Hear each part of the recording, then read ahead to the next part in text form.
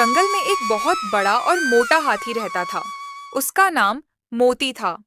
मोती बहुत ही सीधा और दयालु था, लेकिन उसके मोटे शरीर की वजह से बाकी जानवर अक्सर उसका मजाक उड़ाते रहते। वह जिस तरफ से भी गुजरता, सभी जानवर उसे देखकर हंसने लगते।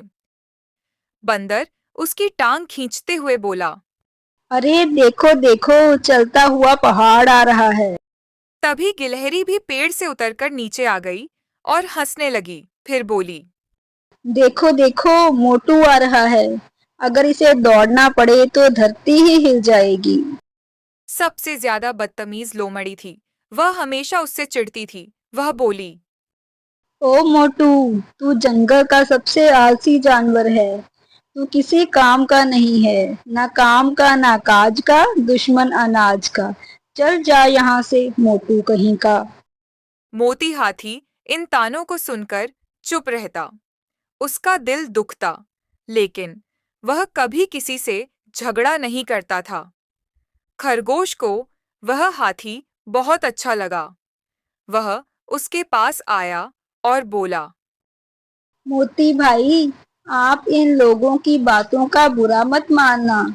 इनका तो काम ही यही है, पूरा दिन यहाँ बैठकर किसी ना किसी को तंग करते रहते हैं। आप तो मुझे बहुत अच्छे लगते हैं, एकदम गोलू मोलू से। मोती को खरगोश की बातें बहुत अच्छी लगी। वह खुश हो गया।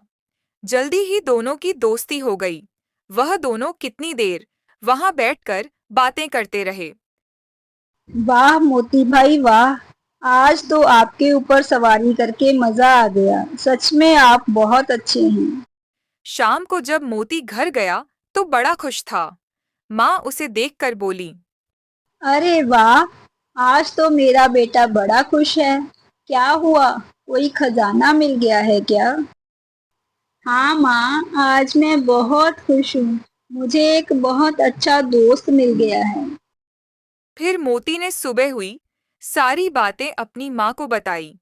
माँ ने उसे समझाया, बेटा, लोगों का तो काम ही होता है बोलना। उनकी बातों का बुरा मत माना करो। एक कान से सुनो और दूसरे कान से निकाल दो। समझे? जी माँ, समझ गया। अब मैं हमेशा ऐसा ही करूँगा। एक दिन की बात है। जंगल में कुछ शिकारी आ गए। शिकारियों से बचने के लिए सारे जानवर भाग रहे थे कि अचानक एक तीर आकर हिरण को लगा और वह मर गया। लोमड़ी भी भागते भागते शिकारियों से बचने के लिए एक अंधेरी गुफा में घुस गई। कुछ ही समय बाद अंधेरा हो गया।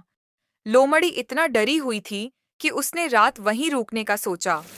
रात को मौसम खराब हो गया। बहुत तेज आंधी तूफान आया। जिस गुफा में लोमड़ी छुपी हुई थी, उसके आगे एक बड़ा सा पेड़ गिर गया और गुफा का रास्ता बंद हो गया। लोमड़ी अंदर से चिल्लाई, बचाओ, मुझे कोई बाहर निकालो यहाँ से। मैं फंस गई हूँ। कोई सुन रहा है मेरी बात? मुझे बचाओ यहाँ से। उसकी आवाज सुनकर वहां जानवर इकट्ठा हो गए। बंदर, हिरण और दूसरे जानवर उस पेड़ को हिलाने की कोशिश करने लगे, मगर पेड़ इतना भारी था कि हिला भी नहीं। मोती और खरगोश बातें कर रहे थे कि उन्हें शोर सुनाई दिया। अरे खरगोश भाई, ये शोर कहाँ से आ रहा है? इतनी जोर जोर से क्यों बोल रहे हैं ये सारे जानवर? चलो, हमें चलकर देखना चाहिए। मोती और खरगोश वहां आ पहुंचे। तभी बंदर मोती के पास आया और बोला, मोती भाई, लोमड़ी की जान खतरे में है, हमारी मदद करो। अब तुम ही कुछ कर सकते हो। लोमड़ी को बचा लो। तभी मोती को गुफा के अंदर से लोमड़ी की आवाज सुनाई दी। मेरा यहाँ दम घुट रहा है। जल्दी कुछ करो, मुझे यहाँ से बाहर निकालो, नहीं तो मैं मर जाऊंगी। मोती ने झट से जोर लगाया और पेड़ को पीछे धकेल दिया। लोमड़ी कांपते हुए बाहर आई। उसकी आंखों में आंसू थे। उसने शर्मिंदा होकर कहा, मोती भाई, मुझे माफ कर दो। मैंने हमेशा तुम्हारा मजाक उड़ाया, तुम्हारे साथ बहुत बुरा सलूक करती रही, मगर आज तुमने मेरी जान बचाई है। इसका एहसान मैं कभी नहीं भुलाऊंगी। तुम्हारा बहुत बहुत धन्यवाद। मोती मुस्कुराया और बोला, कोई बात नहीं लोमड़ी बहन, हमें हमेशा एक दूसरे की मदद करनी चाहिए। कोई मुसीबत में हो तो ये नहीं देखना चाहिए कि ये दोस्त है या दुश्मन, उसकी मदद जरूर करनी चाहिए। ठीक कह रहे हो तुम मोती भाई। आज मुझे ये एहसास हो गया है कि मैं कितनी गलत थी।